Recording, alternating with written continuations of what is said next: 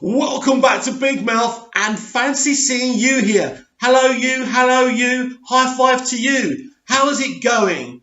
The tracking for Aquaman wasn't just bad and inaccurate, it was shoddy and embarrassing. I mean, just as shoddy and as embarrassing as it was over a year ago for the Wonder Woman tracking. And it's funny how they always undersell the tracking for DCEU movies. And I don't remember them doing the same for Justice League. Now, that was rather odd as well. In fact, they overestimated Justice League.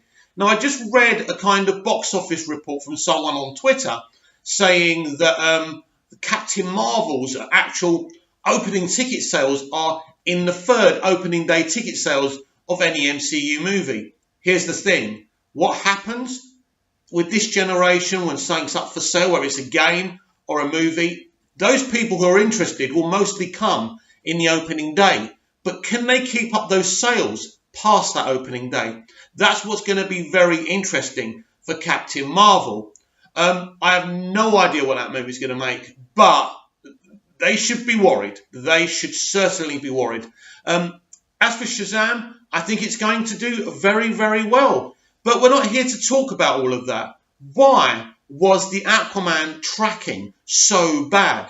Well, you have to call into question the mechanics that are used for these things. Who's doing the tracking? Is it a special company? Is it a special website?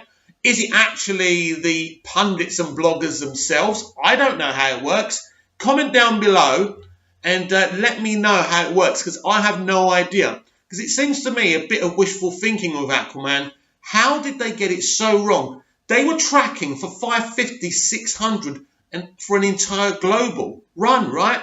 How did we get from that to nearly it will very soon be $1 billion, and that is not even the total end of the run. Don't forget, China carries on till February, and I don't know about the other territories and countries. I think it's funny. I think it's funny how low the Aquaman tracking was. But it's not funny really, is it? Because as a fan, you look out for these things. You want to be excited. So if I was naive, I would have thought, Aquaman's going to do really badly. Oh no, DCU reboot, what's going to happen? But I am quite a smart guy, above average IQ, not going to go into numbers. I don't want to shame anyone. But basically, because I've got common sense, I knew that wasn't going to be the case. Now, I felt Aquaman would at least do 800 million global, and even I undersold it.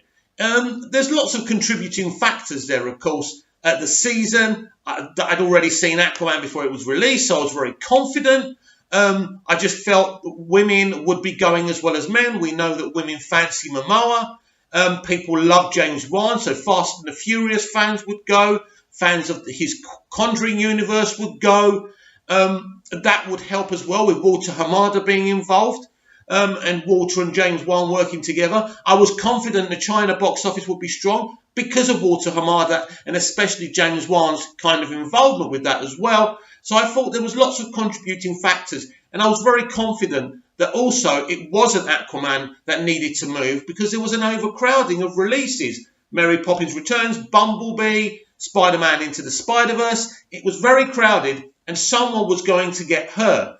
And basically, they all got hurt. They tried to what they tried to do, you know, like in an F1 race, sometimes one car's trying to take over the other. So it's like having two Formula One cars trying to budge over another car.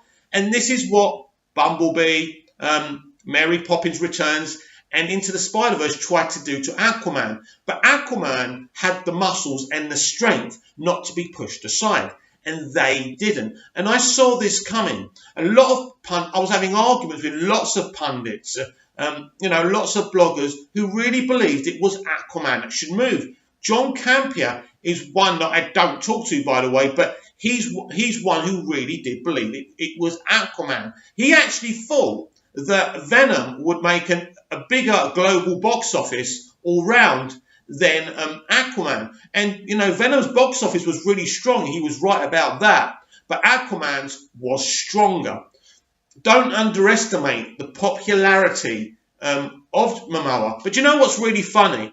the target audience that Disney wanted to go and see the Mary Poppins Returns, and who the Bumblebee producers wanted to go and see Bumblebee, actually went to see Aquaman. So they had female leads. So the whole idea is strong female leads, females will go.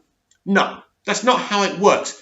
You know, women are not idiots. Women don't sit there going, strong female lead, I'll go and see that. They don't do that. They're like us. They're not subhuman creatures who go, yeah, girl power, girl code, got to see that film with a female lead. No, that's not how it works. They want to go and see a film. And basically, Momoa, sorry, Jason, Momoa wets them between their legs. I'm sorry to be so crass, but it's true. And sex also sells. And a lot of men, and maybe women, and, you know, same with, like, men, you know, gay men like Momoa as well, by the way. So it's both genders, and yes, sex does sell. So this film had everything: story, visuals, director, you know, a hot male lead, a hot female lead. They were literally joint leads in this film. This film had everything, and I think Warner Brothers really need to look at everything. I mean, the China box office cannot be underestimated, and I think Warner Brothers will look at that as well. But the question, why was it so wrong? Well, there's an agenda. That's why. If they tell you a film's not going to do so well, you kind of maybe off start thinking, best not go and watch that. But we didn't. We didn't do that. We knew this film was going to be good. We had a feeling. Even though, really, because of Justice League, we had no reason to trust Warner Brothers and the DCEU. We did. And it ended. This is a happy ending. James Wan, a good guy who won. Jason Momoa, a good guy who won. Amber Heard, a great person who won. These are good people. These are talented people. They are now part of the DCEU family. And yes, we will support them. We will support this franchise because DC Comics is the best. The DCEU is the best. And we got the best musical scores in our films, the best actors, the best writers, and the best directors. And we are proud of them. We really are. Not many people can boast, but we can boast. The musical scores we've had, beautiful. But yes, why? Why did they get it so wrong? Well, some of it is guesswork, of course, because sometimes they start tracking kind of scores before any ticket's been sold. And sometimes they do count it on pre-release ticket sales as well. But what it is, when you start counting things on average and not exact, this is where you get yourself in a bit of a muddle. And they got themselves in a bit of a muddle. They thought they were going to get away with it. They were hoping for a DCEU flop, and it didn't happen.